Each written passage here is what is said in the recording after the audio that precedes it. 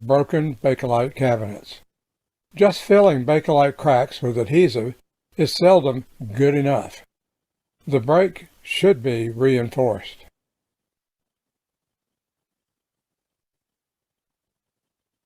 Here is a worst-case scenario, a case with previous repair temps. This is a 1929 Siemens RFE33 broadcast receiver in a Bakelite cabinet. This is a very early for a Bakelite radio cabinet, and the radio chassis is very heavy. Far too heavy for a Bakelite molding with such relatively thin walls and wholly inadequate internal reinforcing ribs. This photo shows less than half of the damaged areas of the cabinet. The smears you see are epoxy residue.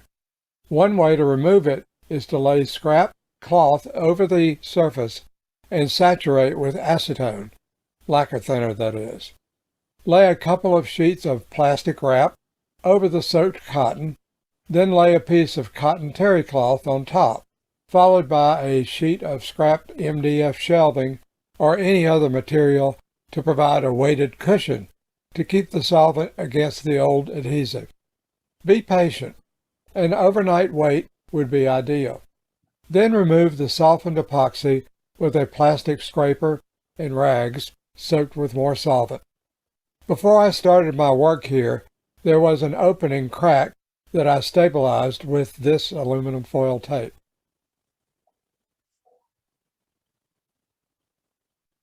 If you have a cabinet with badly assembled pieces using epoxy glue, it would be ideal to try to separate the pieces. This may not be possible because there are running cracks. If so, try to bring the cracks together as much as possible immediately after finishing your cleanup with solvent. Use whatever clamps are necessary to bring the cracks together. Maybe use a strap clamp. If not possible, consider applying self-stick aluminum foil tape across the cracks. Take time to burnish the tape for the best adhesion.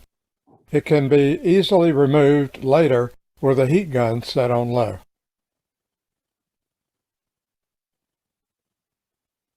Now you are ready to work inside your cabinet.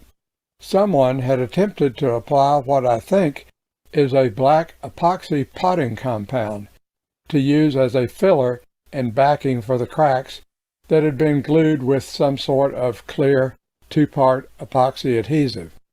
The red arrows point to chips in the old compound showing almost no bonding to the Bakelite. Leveling this sloppy work proved very difficult. 60 or 80 grit aluminum oxide sandpaper filled very fast.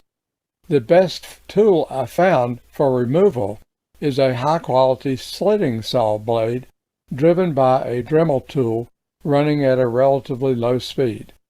Of course, proper eye protection, a steady grip, and a dust mask should be considered mandatory.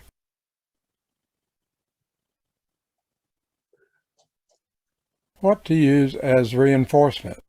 Fiberglass cloth seems to be a natural for this application. There is a wide range of cloth weights. It is sold by weight per square yard. 7.5 ounce is easily available at auto parts stores. You will want to have a lighter weight cloth on hand as well. 0.5 to 1.5 ounce weight. The traditional way to bond the cloth is to use a liquid mix of two-part epoxy resin. Applying a coat of resin to the surface and then laying in a blanket of the cloth, followed by enough resin to saturate the cloth. The resin can take several hours to reach maximum strength. Another way is to saturate the cloth with low viscosity cyanoacrylate CA adhesive. This requires an accelerator curing agent. Apply too much curing agent and the adhesive will cure too fast and generate too much heat. The resulting cured adhesive can be much too brittle. Have a hog bristle brush handy to tap down the cloth into the resin.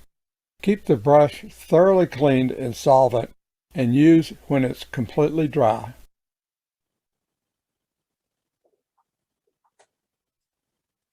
A better method is to use a UV cure adhesive.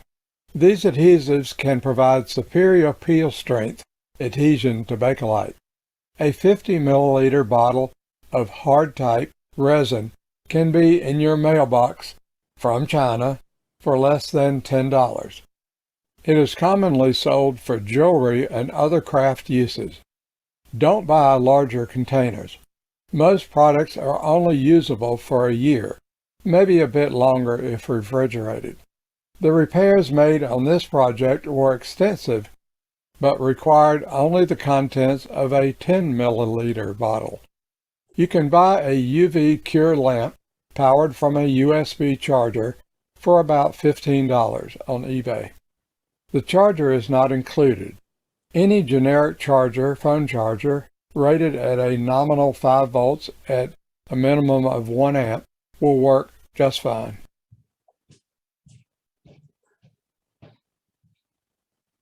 Applying UV cure adhesive gives you plenty of time to work out air bubbles and push away excess resin. Adhesion is everything. Once you have removed old repairs as much as possible, the surface needs to be roughened using sandpaper. The sanding does not have to be extensive, just enough to present a uniform cloudy surface. Wipe clean with a gauze pad. 4 by 4 inch gauze pads are ideal for this use. Degrease the surface with acetone or isopropyl alcohol on a new gauze pad.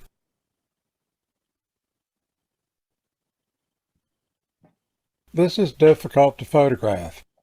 2 beads of the UV cure adhesive were laid down.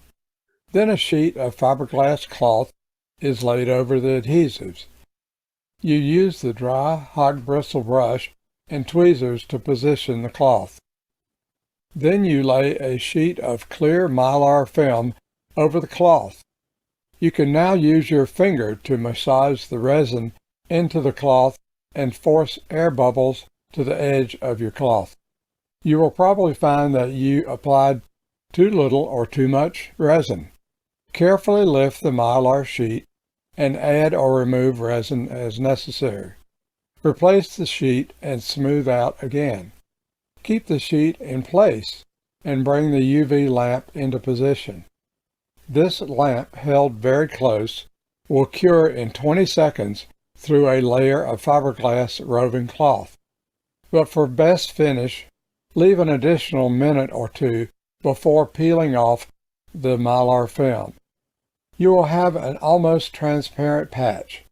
Here I elected to apply a thin sheet of fiberglass cloth. It simply makes it easier to see that I have brought the cloth into the closest possible contact with the cracks. I can immediately proceed to lay down more beads of adhesive, onto which I can lay a second sheet of the heavier weight roving cloth. After you are finished applying whatever reinforcements are necessary, apply a coat of flat-colored spray paint to match your cabinet.